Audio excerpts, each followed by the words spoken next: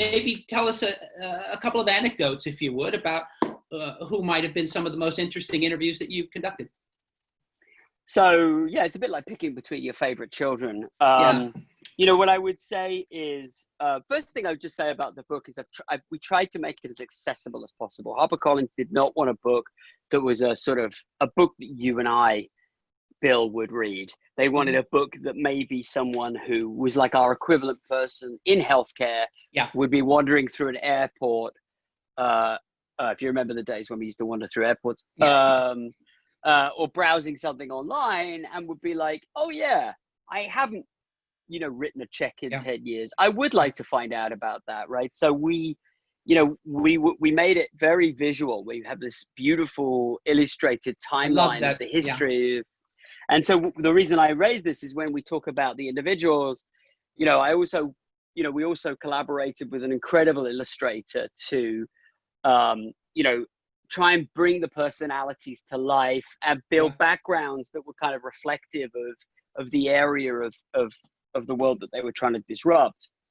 And originally, this is by way of a preamble when I talk about the individuals, originally we had this idea that each chapter would focus on an area of disruption. So payments, you know, remittances, which is payments across borders, savings, investments, lending, and we would take one individual who would be kind of representative of that, which in hindsight was a really naive idea, because what happens is it was smart to focus on the chapters on the areas of the bank, but you can't find one individual. No, there isn't. I mean, there's a multitude of these people. So you sort of start talking to, I don't know, a good example would be in lending. You know, I immediately thought about Renaud Laplanche, who started a company called Lending Club.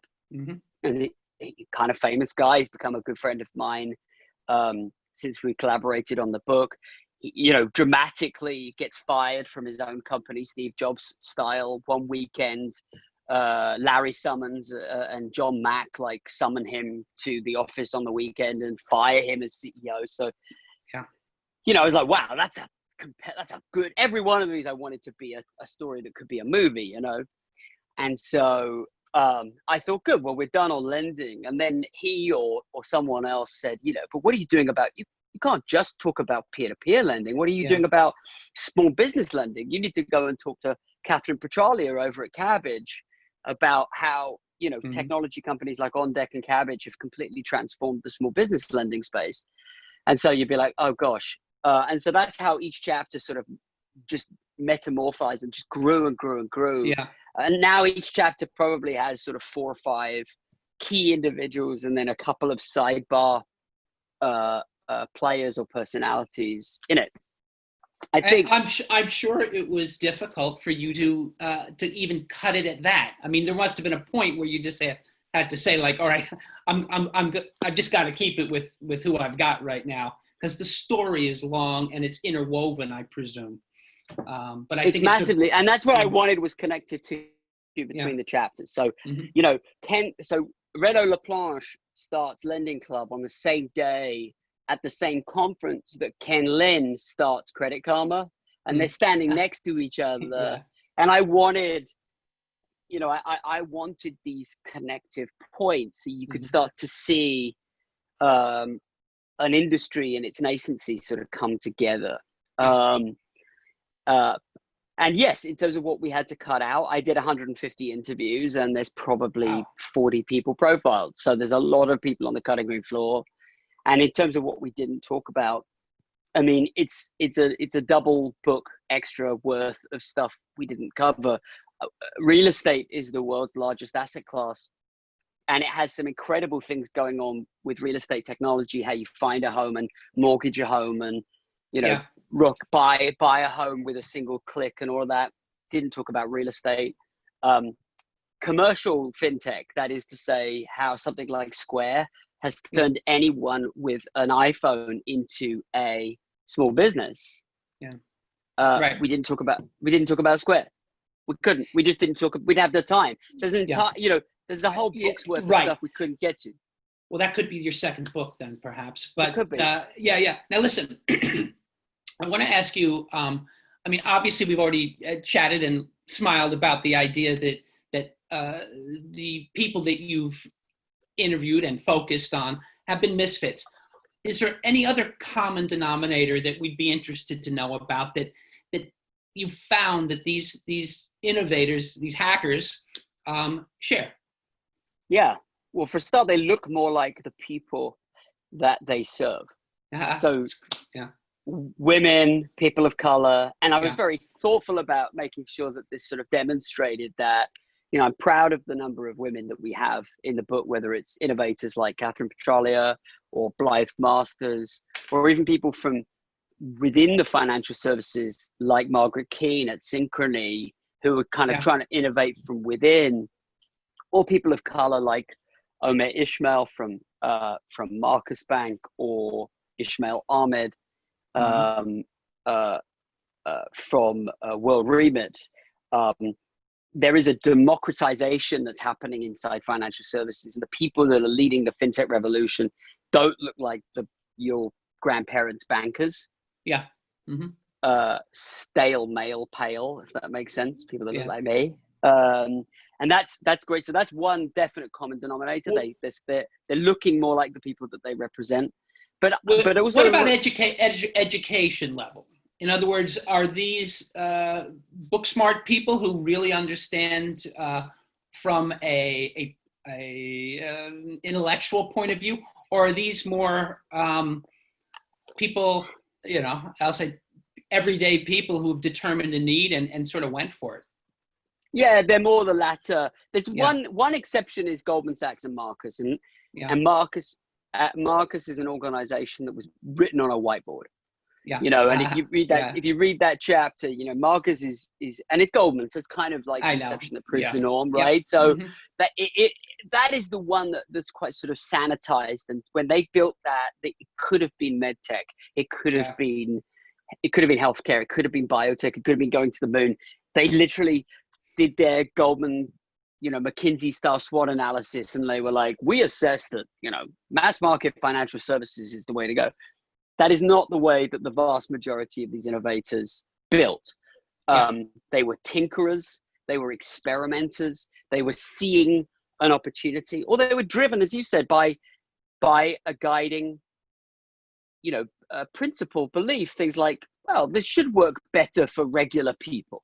And they had different backgrounds, right? Renault was a technologist, he wasn't in finance. Renault's sort of come to Jesus moment was he got a bank statement and a credit card statement on the same day. Yeah. And he says, he'll say, and so he looks at the bank statement, he's like, so you lend to me, you give me whatever it is, 0.2% interest on the money I give you, but you lend to me at X% interest, Right. And he said, and he's just a technologist in a kind of consultant's brain, just going, well, what accounts for that spread? And you start sitting there and you're thinking, well, it's bricks and mortar, it's all these stuff. So what would happen if we took away all that stuff and just let people, if you disintermediate that and let people, peer to peer? And Renault would say, he says, I was a double outsider, I was a double misfit because I was a technologist and I was French. And what he means by that is that like his French egalitarian sensibilities were put off by the size of the interest that the bank was charging, because we don't have as much regulation in this country as they do in Europe. And he just found it to be usurious. And he was just offended. It just offended him enough to just get up and see if he could build something that could, lend and borrow more cost effectively. And that became Lending Club. Other people that fit into that kind of tinkerer, experimenter, different category, someone like Steve Street. Steve Street was the founder of a bank called Green Dot, which is the biggest underbanked bank. It serves I read a stat yesterday. It said something like nearly 40% of American households are underbanked. More Americans have a cell phone than a bank account. And of course, we know all too well that about 50% of Americans don't have $500 in an emergency cash savings, right? Yeah. So we have some real problems in this country. And Steve created Green Dot, that went on to become the largest bank serving the underbanked. community. But his first claim to fame was in the music industry. He created the category of music that we call soft rock. So he was an A&R guy working at Sony, and they were like, we've got this music, it's not pop, but it's not hard rock and roll. And he's like, let's call it soft rock. And 1 million soft rock radio stations were born. And if you don't like soft rock, you've got Steve Street to blame for the birth of the kind of the 80s soft rock, into 90s soft rock music. And so funny. when whatever the label was that got sold to Sony, whatever, he got a payout, he got a few $1 million. And his big idea was, which ended up being a complete failure, was credit cards for kids. So he had this idea. He's like, here's what I'm going to do. Because he was a cool guy. He was an A&R guy. He was a music dude. So his concept was, I'm going to do prepaid credit cards for kids. And I'll, so I'll have I'll work with Visa. He poured all of his money into this, and I'll get these credit cards printed up with like rad skater kids pictures on them. And I'll put them in like 7-Elevens and Walgreens, and kids that aren't old enough to get credit cards will go and buy these prepaid credit cards. And it was a total failure. Not a single kid bought them. And it was before you could have good online tracking. And so he would have to go to the Walgreens and the 7-Eleven, just sort of stand there and kind of watch. Because they started to sell. They started slowly to sell. And what he realized was that it wasn't 18-year-olds and 15-year-old kids that were buying them. It was like 55-year-old Mexican laborers or Hispanic laborers and 50, something-year-old African-American gentlemen, right? And he goes, this is not my constituent. And so he pivoted, right? Which is a very common thing you see in technology. Technologists pivot. Bankers don't pivot, right? So even a concept like pivoting, right? Zoom was a pivot. Slack was a pivot. Like even a concept like pivoting is just something so antithetical to financial services, but not to fintech. Venmo came about as an idea to tip your favorite music band. And it was a pivot, right? So that's another commonality, right? That you don't see in finance, in traditional banking, this idea of pivoting. He realized that what he'd stumbled upon was a constituency of Americans, a significant proportion of this country, that is woefully underrepresented by the traditional financial services industry. And so those prepaid credit cards for kids became the basis of essentially a suite of services for the underbanked. Dan, is there any story or any example that you can share with us that really embodies the biggest amount of change, the biggest amount of progress that we're all enjoying today that has come about from this paradigm shift that could be driven by one of these money hackers that you're talking about? It's hard to pick one, right? I mean, because there's so much change in so many different ways. So obviously, one of the ones that would be sort of the obvious ones to point to would be John Stein and Betterment and robo-advising and extending investing to the, and again, he's a very good example. He's a young guy. He worked at a consulting firm. He didn't know finance. He didn't know technology. He taught himself to code. And the first draft of Betterment that he stood up on the web was all coded by John Stein himself. And he kind of looks the part. He still has the hoodie, so he's sort of channeling his Zuckerberg, right? So he's kind of like straight out of Central Casting for a money hacker kind of thing, right? And so that obviously that's changed. I would say that there's a lot of news right now about something like Robinhood, and I would say that the idea that investing can be self-directed, can be mobile, can be for everybody, can be from $1, sort of originates with someone like John Stein.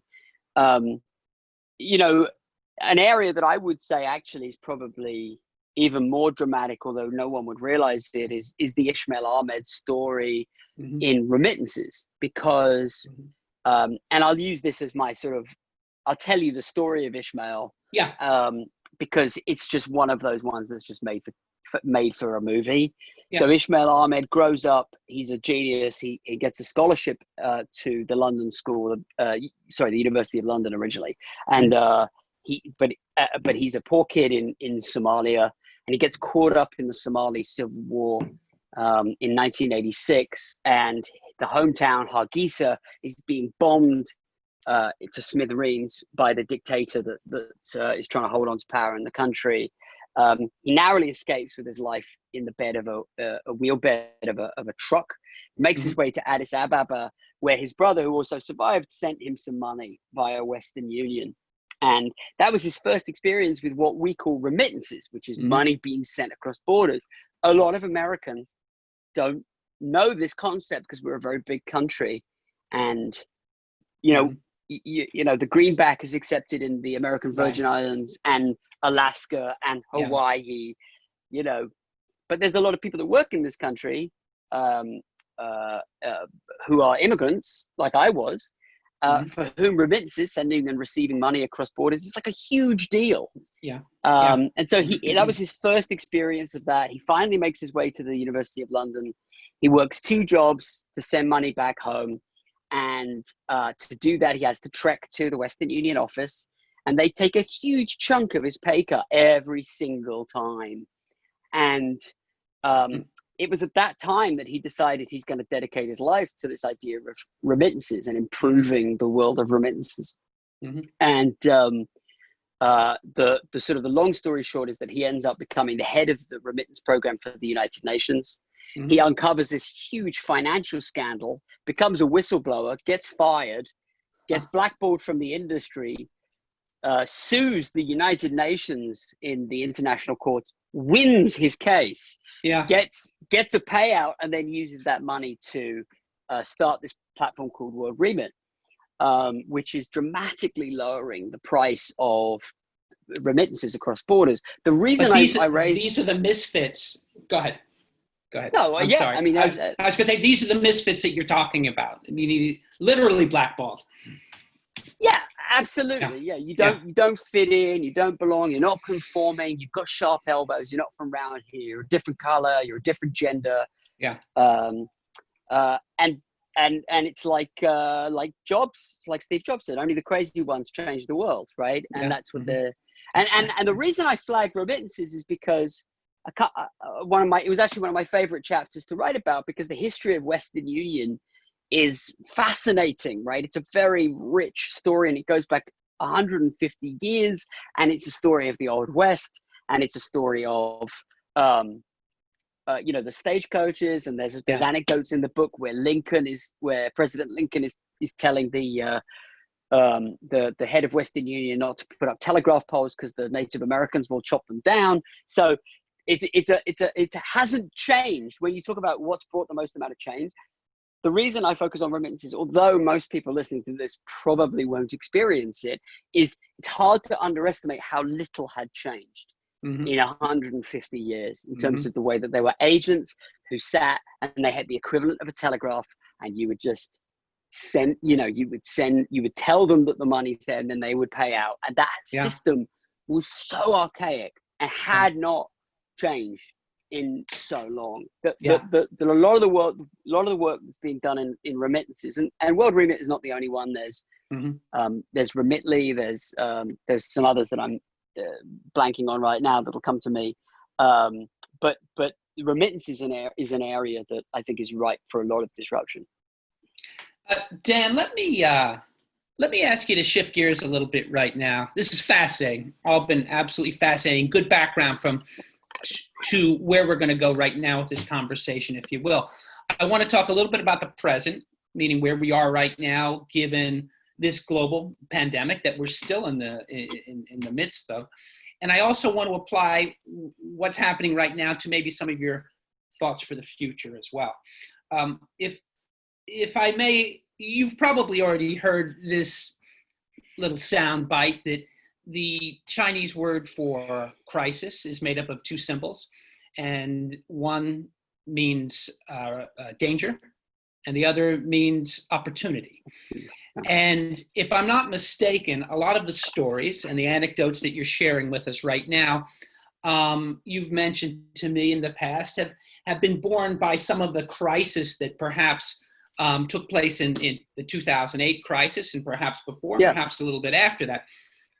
So I'd like to talk about that a bit. And then I also want to talk about what you might see ahead for us, given we are in the middle of a crisis right now. And I maybe will ask you to speculate a little bit about what kind of change we might see ahead in the years ahead. So anyway, let's start with the first part of my question. I love it.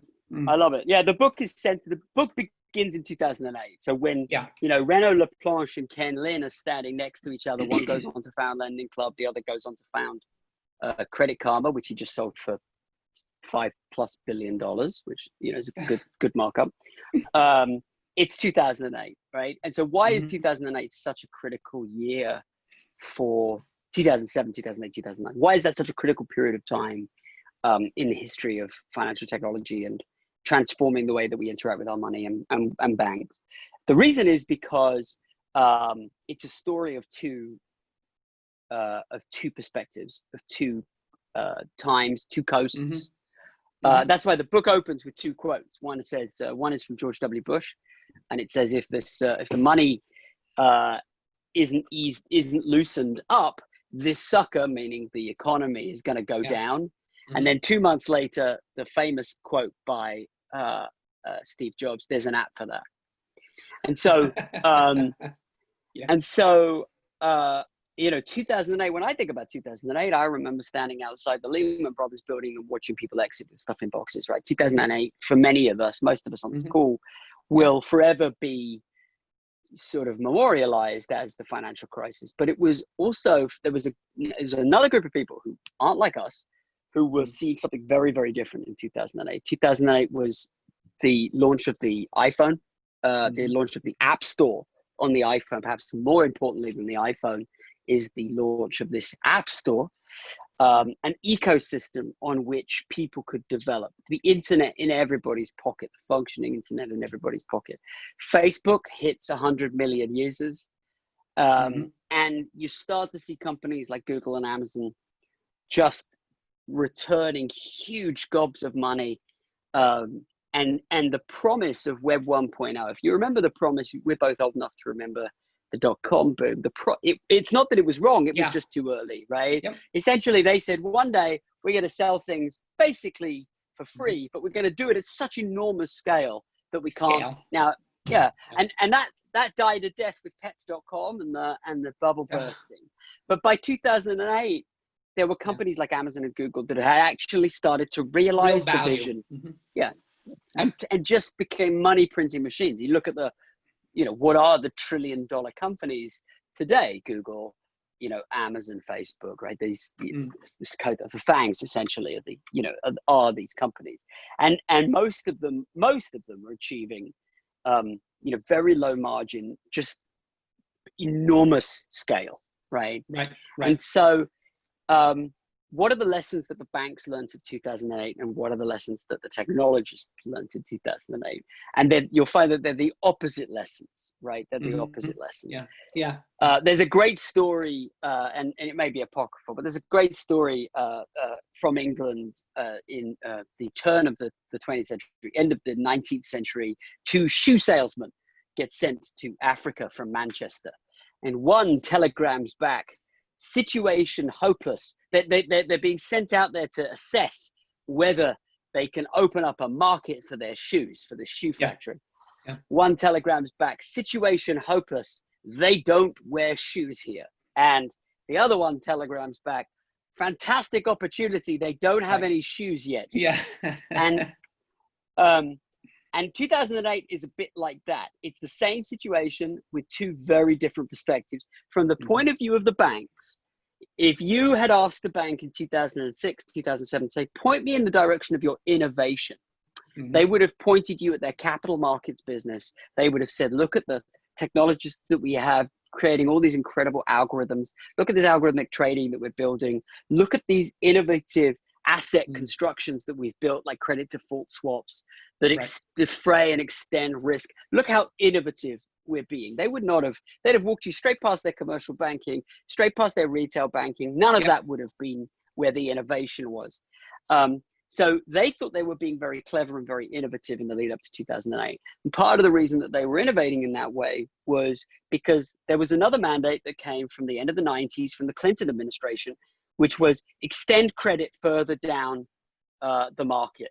You know, there had been a backlash against redlining in the 90s. The Clinton administration, very progressive administration, said to banks, you need to lend to more people. You need to lend to African-American communities. You need to lend to poorer communities. You know, home ownership is part of the American dream. You have to get in on that. And, you know, we can sit here and argue kind of who's more responsible for the financial crisis in 2008. But from the bank's perspective, when the shoe finally dropped in 2008, they learned two fundamental lessons from that crisis. One, we tried to do a good thing and extend credit down into the mass market, and we got burnt. And now we are being pilloried, and there are people protesting outside our houses. We tried to innovate, and we let innovation run amok, and we let the technologists take over the bank, and we didn't even understand what they were innovating. Innovation is dangerous. The mass market is dangerous.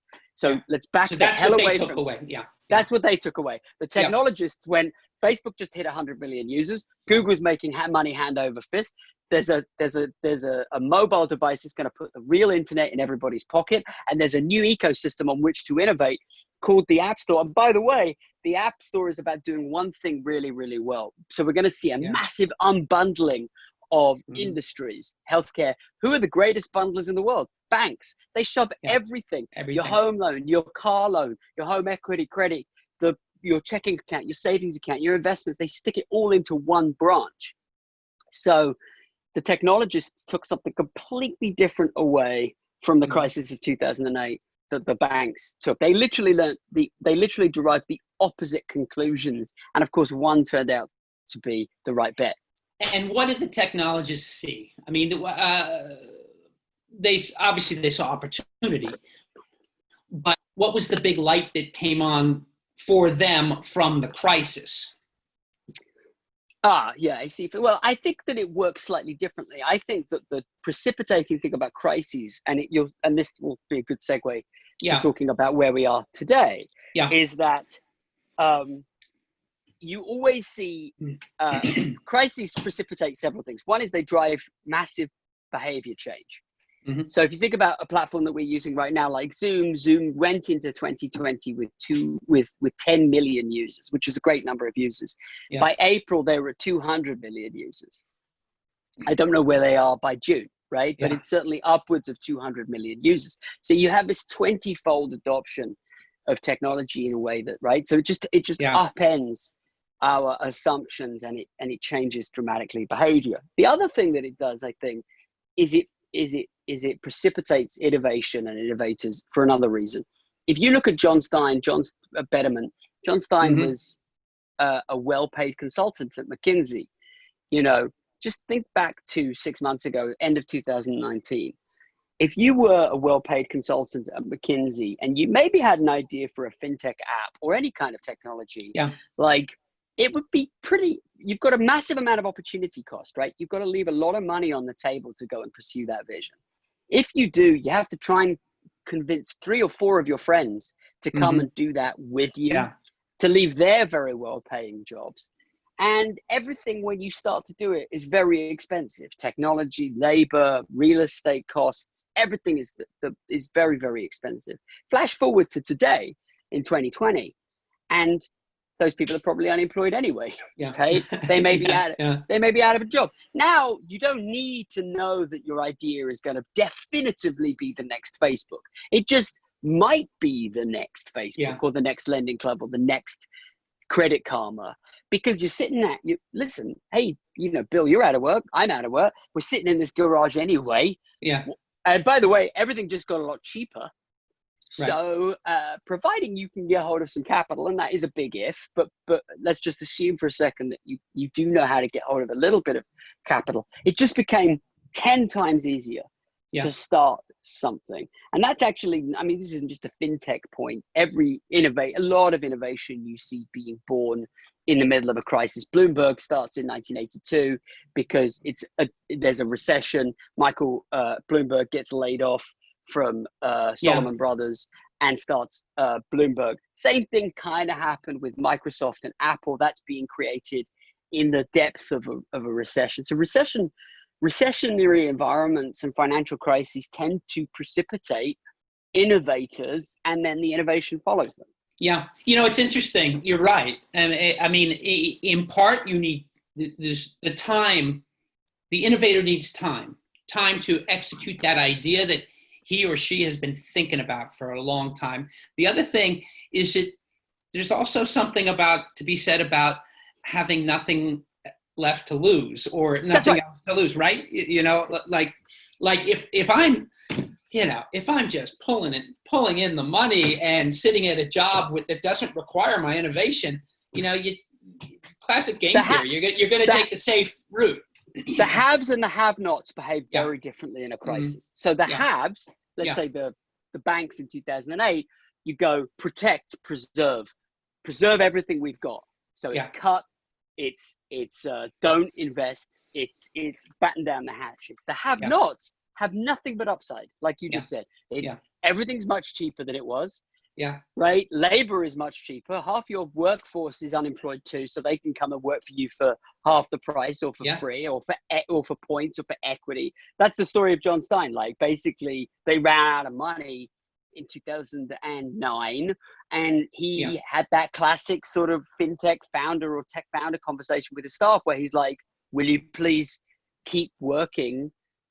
I'll give you equity, and let's get through to the next round." And they did. And so you can have that conversation in 2020. You can't have that conversation in 2019. No one is going to say, "Yeah, sure, boss, I'll take no salary." In 2019, they'll say, "I'm being offered 3 times the salary to go. I've got kids. I've got a mortgage. It's like you said, it's game theory." So the haves and the have-nots behave very differently in a crisis. And that's, to answer your last point, which is, what can we extrapolate today, is like, there's going to be a new generation of people who are the have-nots, who see nothing but opportunity. As Warren Buffett said, they can be greedy when others are fearful. Yeah. Well, I did an interview earlier this week, and one of the most salient points that came out of it was that one of the women that I was interviewing, she said to me, "We have seen 2 years of progress, of technological progress, in the last 2 months. And it's simply because out of need. And a lot of it is communication based. And I'm wondering if you have any, the very thing that you and I are doing, you and I both know that we've had a number of in-person conferences and interviews that you and I have done together. But this is all we got right now. And it's working pretty well. My question to you is, what do you see coming out of this crisis that we're currently in? Are there any telltale signs that things are going to shift, that the new normal is no longer a normal? From a financial and fintech perspective, I mean, it's digital adoption, right? If you haven't written a check, the longer this goes on, and people not writing checks, not visiting bank branches, they still have to conduct their financial life, right? Yeah. So this is the thing. There's, in a curve, if you've read Clayton Christensen's Crossing the Chasm, right? In the curve of normal distribution, there's always going to be the early adopters, the people who line up outside the Apple store for the latest model because they just want to try it. They're pioneers, right? And then you've got, the people that have to take some time. They need those things like social proof. And then you've got that last 10, 15, 20%. They're the people that they still use dial-up. There's a huge number of people who still use dial-up in this country. They only switched to digital TVs because they switched off the terrestrial channel. The signal doesn't work anymore, doesn't even work, right? And so in many ways, I think what's happening now is that equivalent. It's the equivalent of the shift to digital TV. The signal has stopped. You can't get terrestrial TV on your antenna anymore. Yeah. It doesn't work, right? So Yeah. that's essentially in financial services, that is the bank branch isn't open, or it's not safe for you to go there. So you have to download the app. You have to figure out, and we're seeing, if you look anecdotally and also at some studies that are being done, digital adoption of technology is huge. That doesn't necessarily mean that the guys who are in this book are the winners, are the beneficiaries of that digital adoption. Obviously, a lot of that is happening inside people's banks, right? You know, Bank of America has made a huge investment in their app, and you know, obviously now they have a platform like Zelle. It's making sort of peer-to-peer transactions really very seamless. But I haven't seen the numbers, but I would guarantee you that if you hadn't previously used a peer-to-peer payments platform like a Zelle, and I'll avoid saying Venmo, because I think, you know, there's probably a generational cohort that would be like, I'll never use a Venmo, but they might have downloaded a Chase app. And it just it's so simple to say, Bill Wreaks, and it just shows you your phone number, and it's just send $20. So easy. It's deliberately sort of designed for that older cohort. There's no emojis, there's nothing young and hip and social about it. It's just like sending a text message. I've got to believe that a platform like Zelle, which is peer-to-peer payments across most of the major banks in this country, has seen enormous adoption over the last. And then the question is, you know, after you've been habituated onto that once, twice, 3, 4, 5 times, are you going to go to the ATM and take it out and count the cash out and split it up? And are you going to go to our cleaning lady was only cash. Okay. But then we can't see her anymore. So she figured out a way. And for years I was like, Norca, is there a way for you to not take cash? Just because I hate having to go to the ATM. And she's like, I can't figure. Well, guess what? She's figured it out. I can Zelle her. Well, I Zelle her son money, and she's very happy. So are we going back to cash when we go back to the house and she comes in to clean? Of course not. No. Well, this crisis has really been a hard stop for the world.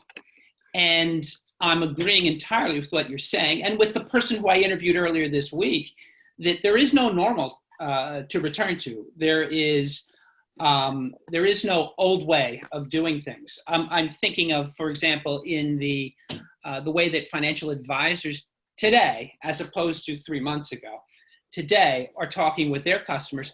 It's just like this all the time. Meanwhile, absolutely, it never even happened before. It was always, let me come on into your Main Street office. And you know what? We sort of talk about the death of the financial advisor office, or the death of the bank branch, like it's a bad thing. I think these guys are dancing a jig inside their head offices, because those things have been enormously costly. And if they can get the same deposits, the same investments, the same customer service, the same NPS score on 1/10 of the cost, of course, you know, we talk about it like, oh, sad banks, they're going to lose their bank branches. They're doing the Macarena. They're so happy. I mean, it's the same in many ways. It's the same as an employer like me looking at office space, being like, you know, we've managed to survive. Obviously, I think an office is important. Obviously, I want to bring us all back. But am I going to bring us back the same way? Like the leverage that I have, it's so different. It's so how are we going to use that space? And so I think, you know, it's good for the consumers. They're figuring out how to use these digital tools, and the banks themselves, or the providers, are loving the idea of reducing their overhead costs, because they were only keeping the bank branch open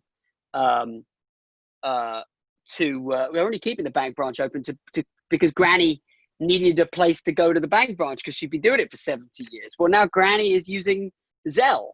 Right. Let me ask you a question, Dan, about do you have any warnings to us about technology? Can we get too enthusiastic about change? Can we get, you know, it's easy for you and I to get all riled up about this on a Zoom call. But are there any warnings for too much change in financial and technology as we move forward? I think there's always risks. You said it before, right? Challenge and opportunity, risk, danger and opportunity. I think, one of the things obviously is we're losing our transaction. I always say people love buying things, they hate paying for them. Right. So one of the great things for me about Uber was the friction point of paying, right? If you've ever taken a yellow cab, cast your mind back to a pre-Uber yellow cab experience, right? Yeah, right. Like, where are you going? Queens. Right. I don't want to go to Queens. Well, that was one friction point. But the other, if you remember, how are you going to pay? This was only 5 years ago. How are you going to pay? Well, by card, because it's my company card and this is a company trip. You don't have cash? Right. You don't have cash? I'm like, I didn't get into a car for a fight. Okay. Yeah, so now every time I'm having a debate about my method of payment, right? I think that Uber, of course, the innovation was bringing a car to you, the rating system, the geolocate, all of that was great. But what people often don't consider, I think, is the fact the transaction experience was gone. They just took that away. I don't have to, I just get out of the car. In fact, it got to the point where if I took a yellow cab, how many times do you often get out of the car without paying? And they're like, wait, this isn't an Uber, because you've trained your brain to just walk out of the car, no payment necessary. It saved you time. If you were running late for a meeting, you just pop open the door and run out. You didn't have to worry about swiping the card. So we're taking the transaction experience away. And I do think that there is a risk, obviously, that if you ask what are the risks, well, paying for things was a reminder of how much money we had, right? There are many studies that say carrying cash, you spend less. So it's easy to spend more when you don't see the transaction. I think this is sort of peripheral stuff. I think I'll go back to what I said about the underbanked in this country. I think we have actually a financial crisis. 50% of Americans didn't have $500 in emergency savings before this crisis. And it's sort of sister technology to the financial technology that has done things like innovative scheduling and shift work stuff and gig stuff. And I think there is a dangerous, so this is sort of correlated, but not fintech, but I think there's a dangerous gigification and shiftification that's happening in this country, where too few people are drawing steady paychecks. They're getting very lumpy income. Many of the good, those companies that I mentioned, like Amazon, are very, very good at passing on their costs and their income volatility to their employees via scheduling apps and things like that. And I think that fintech has a role to play in solving that problem. One of the areas I'm very interested in is real-time pay for Americans. I think if we're going to make people incur very lumpy peaks and troughs of their income, then the very least we can do is to pay them as they work so that they can meet the bills and avoid having to take short-term credit. And then and then we also have to accept the fact that credit is going to be a reality for many of these people's lives. They use credit very differently from the way we do. We use it to fund and purchase very big items that we can't bite off all in one go. But many Americans use it to smooth the peaks and troughs of income volatility. And so we need better ways of responsibly extending credit into this community, because this crisis is going to drive a huge amount of defaults. And if what we do is what we did in 2008 and the financial system retrenches from extending credit at the very time that these Americans have fixed costs but lumpy incomes, we are, I'm a big believer in pitchfork economics.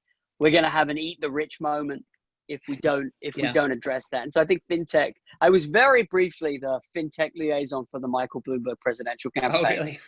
Oh, really? Very briefly. Very, very brief. It was a very short period of time. It was a time between debate 1 and debate 2. But I was very interested in fintech as a policy platform, because I do believe that if you're trying to solve some of the economic issues in this country, fintech, has a big role to play. Hey, Dan, I have a question here. for you, and it's from my friend Paul Rapino. And let me just read it to you if you don't mind. What are your thoughts on tokenization of assets? Not just crypto, but I wanted to hear what you are seeing. Do you have any thoughts or reflections on this? Putting you on the spot here. Yeah, not really. Okay. Crypto. No. We get to crypto. Sorry, Paul. Look, I think that I'll say the following things about distributed ledger, tokenization, crypto, smart contracts. I'll say the following things. I think that that's something else that gets born in 2008 out of the financial crisis, is this idea of decentralization and distributed.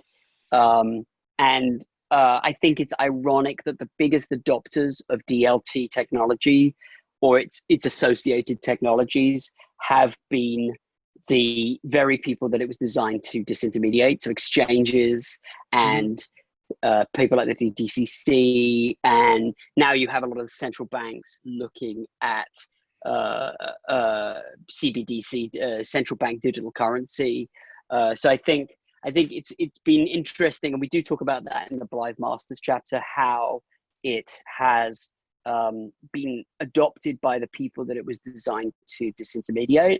I do think that the promise of, obviously cryptocurrency specifically has been very stubborn, has been stubbornly persistent. It has not disappeared in the way that some people predicted it would.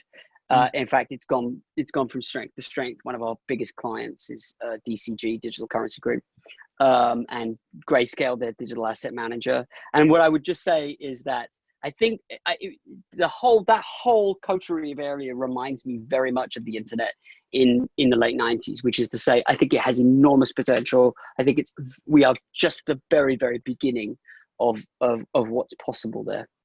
Hey, Dan, all good things need to come to an end. It's 12 noon right now. Before we get cut off, I want to tie a little bow around this interview. I've really enjoyed this chat. I mean, it is. I looked at the clock and it was like 3 minutes of noon. It's like, where did this time go? I'm going to say congratulations to you on this book. I mean, Money Hackers is awesome, and you are just the man to have written it. And can you tell me how can our viewers find this book? Is it Amazon kind of thing? I mean, It's Amazon, Barnes and Noble, anywhere books are sold. Yeah. So depending on what state you're in right now, some of you might even be able to walk into a bookstore and pick it up. But anywhere books are sold. But the easiest thing to do is search Money Hackers or on Amazon, or you can go to my website, Daniel P. Simon. I think we might be offering a free chapter or some discounts or some other things. So you go to danielpsimon.com, and you can follow me on Twitter at Daniel P. Simon. So anywhere books are sold. Well, that's wonderful. Listen, I really enjoyed this conversation, a wealth of information. I love the fact that we started with misfits and we really wove our way into a conversation about the present and the future. And I think things are bright for us all in financial technology. And I thank you for bringing so many of these points to light.